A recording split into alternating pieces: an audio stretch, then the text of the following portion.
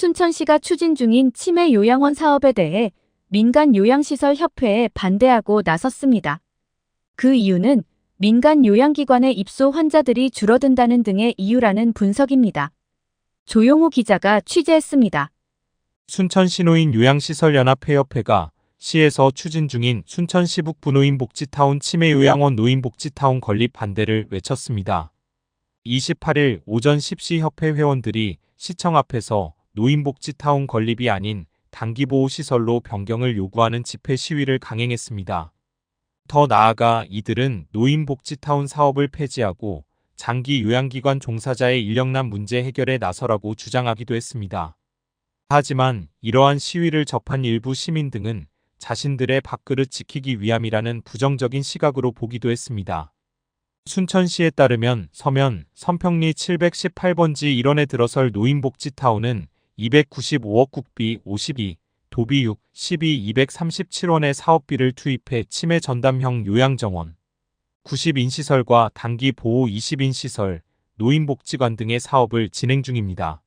이번에 들어설 노인복지타운에는 민간 요양기관에서 수익률이 떨어진다는 이유 등으로 운영사업을 포기한 단기 요양시설도 함께 운영을 준비 중입니다.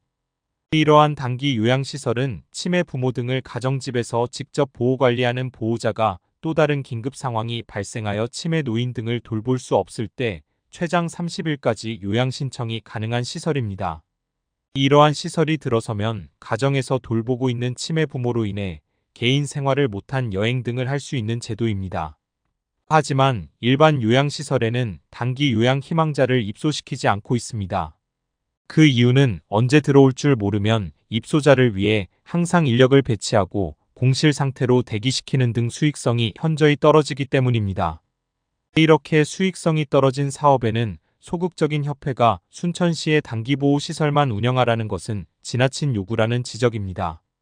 시 관계자는 이번에 추진 중인 노인복지타운은 치매 노인 요양만이 아닌 치매 어르신을 모시고 있는 보호자 시민들의 어려움을 떨어주는 단기보호, 그리고 노인복지관을 종합적으로 운영하는 시설로 앞으로 늘어나는 치매 환자들의 노후를 최대한 안정적인 요양을 위한 목적이라고 전했습니다. 특히 그는 지난 2021년에 치매 노인들도 국가가 책임을 져야 한다고 선포하면서 각 지자체에서 관련 시설을 신축할 수 있도록 공모했으며 당시 공모에 선정된 사업이라고 밝혔습니다. 더 나아가 그는 노인복지 사업을 추진하면서 협회 관계자와 여러 차례 만나 서로 소통하면서 사업을 추진했다라며 현재는 사업을 포기 또는 폐지할 수는 없다라고 말하면서 앞으로도 계속해서 협회와 소통하면서 상생할 수 있는 방향을 모색하겠다라고 말했습니다.